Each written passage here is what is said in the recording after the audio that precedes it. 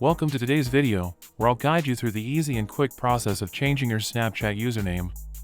So let's get started. First, find and open Snapchat on your smartphone. Once Snapchat is open, tap on your avatar in the upper left corner. Then from your profile page, tap on Settings in the upper right corner. From inside the Settings section, locate Username and tap on it. Here, you can add your new username. Keep in mind that you can change your username only once a year. If you've already changed it this year, you'll need to wait until the next year to make another change. Once you've typed your new username, tap on Next. Then to confirm your username change, you'll need to enter your password.